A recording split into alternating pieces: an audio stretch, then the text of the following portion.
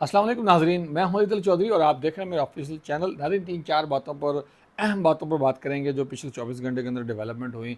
एक जनरल आसिम नबी बाजवा साहब जो मेहनत कर रहे हैं इकॉनमी को बूस्ट करने की, उसके ऊपर। दूसरा, चौधरी परवेज़ इलाही साहब प्रेस कॉन्फ्रेंस करेंगे या नहीं करेंगे। तीसरा, अली मोहम्मद साहब जो कि हमारे निगरान वज़ीर ख़जाना है या तवानाई हैं, सॉरी, निगरान वज़ीर तवानाई हैं। वो उन्होंने क्या आज मेन इंकशाफात किए या मेन डिसीजन लिए। और चौथे और आखिरी नंबर पर इमरान खान साहब के अटक जेल के अंदर क्यों नहीं रहना चाह रहे और उनको अडियाला जेल पिंडी के अंदर क्यों शिफ्ट नहीं किया जा रहा।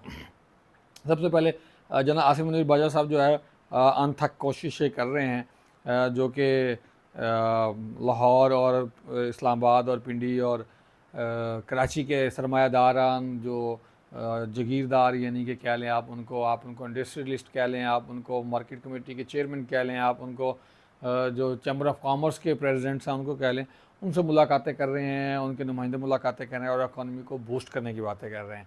ये बहुत अच्छी बात है, बड़े अच्छे इकदाम हैं और इन अच्छे इकदाम की वजह से सराहाया भी जाना चाहिए। लेकिन इनमें कुछ दो तीन मेरी सजेशन है। पहली सजेशन तो ये है कि आईटी एक्सपोर्ट्स की बात की जा रही है। मिनिस्ट्री ऑफ आईटी जो है प्राइम मिनिस्टर के निगरानी जो है, उन्होंने एफबीआर और बाकी डिपार्टमेंट से भी मीटिंग की और पूरे ताउन की यकीन दहानी कराई।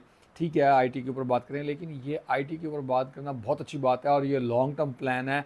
लेकिन ये आपको इंस्टेंट इसका जो है वो फ़ायदा नहीं मिलेगा। इंस्टेंट फ़ायदा के लिए आपको सबसे पहले टूरिज़्म के ऊपर फोकस करना चाहिए। टूरिज़्म ऐसा बिज़नेस है जो आपको इंस्टेंटली जो है वो डॉलर्स दे सकता है और वो 3 महीने के अंदर 3 मिलियन डॉलर्स जो है वो ईज़िली पाकिस्तान के नेट अकाउंट के अंदर डायरेक्टली और इनडायरेक्टली ट्रांसफ़र हो सकते हैं। 3 मिलियन डायरेक्टली और इनडायरेक्टली 6 मिलियन भी हो सकता है, 9 भी हो सकता है, 12 भी हो सकता है। इसके ऊपर बहुत सारा वर्क करने वाला है और उसके लिए आपको एक्सपर्ट्स लोग चाहिए। कौन से एक्सपर्ट्स लोग? जिन्होंने टूरिज़्म के अंदर काम किया और टूरिज़्म से रिलेटेड इंडस्ट्री के अंदर काम किया या टूरिज़्म को पढ़ा है, या जिन लोगों ने फेडरल पब्लिक सर्विस कमीशन को ईमेल्स की थी कि आप अपने सीएसएस के सिलेबस के अंदर जो है और टूरिज़्म का सब्जेक्ट डालें, तो ढूंढें उन लोगों को और उन लोगों को बुलाएं। आप अपने जैसे लोगों को बुलाएंगे, अपनी फील्ड के लोगों को बुलाएंगे, तो उनके अंदर ना तो इतनी एक्सपर्टीज़ है, ना इनकी इतनी सलाहियत है। जिस बंदे ने 30 साल एक डिपार्टमेंट के अंदर या किसी एक काम के ऊपर किया है, तो वो काम के अलावा कोई और काम ऐसा तरीके से नहीं कर सकता। अगर आप समझते हैं कि ये काम कर सकता है, तो ये फिर आपकी और आपके टीममेट्स की इंतहा दर्जे की गलत फहमी है और फिर भी अटेंशन डाइवर्ट हो जाती है। आप एक सवार जो है वो 2 कश्तियों के अंदर अगर सवारी करेगा तो वो मंजिल मकसूद तक नहीं पहुँच सकता। ये शॉर्टकट है अगर आप समझना चाहें तो। दूसरी बात, चौधरी परवेज़ इलाही साहब से आज जो है वो एटीसी कोर्ट इस्लामाबाद के अंदर सवाल किया गया सहाफ़ियों की तरफ से कि क्या आप प्रेस कॉन्फ्रेंस करेंगे, तो उन्होंने कहा नहीं जी, ना तो मैं खिड़की से छलांग लगा के भागूंगा और ना ही मैं प्रेस कॉन्फ्रेंस करूंगा। ये बड़ी हिम्मत और जवान मर्दी की बात है कि इतनी देर उम्र के अंदर मैंने चौधरी परवेज़ इलाही को बड़े करीब से बहुत सारी प्रेस कॉन्फ्रेंस के अंदर देखा है। वो इंतहाई ज़ईफ़ जो है वो इंसान है और इस उम्र के अंदर इतनी सोबतें बर्दाश्त करना एक जो है वो कमाल से बढ़ के कोई चीज़ है। फिर तीसरी बात जो है, हमारे वज़ीर तवानाई जो कह रहे हैं कि हम पहले बिजली चोरों को पकड़ेंगे, घरेलू सार्फिन को पकड़ेंगे, इंडस्ट्रियलिस्ट को पकड़ेंगे। भाई, ऐसे बहुत सारे केसेस हैं जिन्होंने अरबों रुपए के बिल देने हैं। मैं आपको एक खातून का नाम लेता हूँ, हो सकता है कि इसके बाद मुझे बड़े सख्त कॉन्सिक्वेंसेस का सामना करना पड़े। उनका नाम है मुहतरमा हिना रबानी खर साहिबा। उनका कोई अरबों रुपए का बिल बनता था और आपके जनाब वापडा के अफसरान ने उनके ऊपर केस किया और केस के अंदर जब अदालत के अंदर फैसला पहुंचा तो उन्होंने कहा जी मैं जो है ना वो 300 महाना दे सकती हूँ, इससे ज़्यादा नहीं दे सकती। तो इसका नतीजा ये हुआ कि वो अरबों रुपए का बिल जो है अब वो कई 100 साल के अंदर जाके पूरा होगा।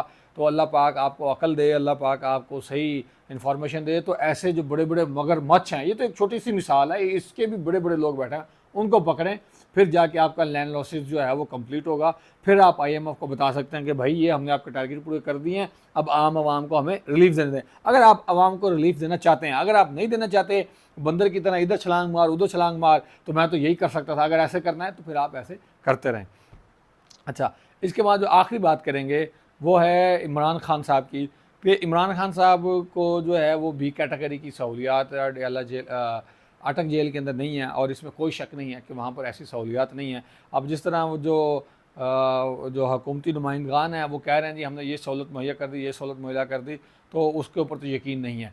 क्योंकि ईद उल फितर और ईद उल बकरा पर भी जो है ना वो कहा गया था वज़ीर आईजी जेल खाना जार की तरफ से था कि हमने लवाहिकीन जो ख़ास तौर पे पीटीआई के या जनरल जो कैदी हैं उनको मुलाकात का मौका दे दिया, उनके लवाहिकीन जो है उनके साथ बैठ के खाना भी खा सकते हैं, मुलाकात भी कर सकते हैं, तो उसमें से पूरे 3 दिन के अंदर किसी के साथ ऐसा नहीं हुआ।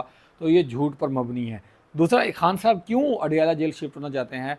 वो इसलिए शिफ्ट होना चाहते हैं कि वहाँ पर जो सहूलियात हैं वो ए बी कैटेगरी की हैं और बड़ी अच्छी किस्म की सहूलियत है, वहाँ पे पूरा एक सेटअप है। और इससे बड़ा क्या झूठ होगा कि हमारे जो प्रोसिक्यूटर है उन्होंने कह दिया जी हमने पूरे पाकिस्तान के अंदर, पूरे पाकिस्तान की जेलों के अंदर जो है ना वो ए बी कैटेगरी ख़त्म कर दी है, अब स्टैंडर्ड कैटेगरी है और नॉर्मल कैटेगरी है। तो ये कोई ऐसे करने का काम है? यार झूठ की भी इंतहा होती है। अल्लाह पाक आपको अकल दे और खुदारा जो है वो आप झूठ से गुरेज करें, क्योंकि 72 सालों से हम इस तरह के बहुत सारे झूठ सुन सुन के पक चुके हैं, थक चुके हैं और आपने अवाम का रद्द-ए-अमल देख लिया है।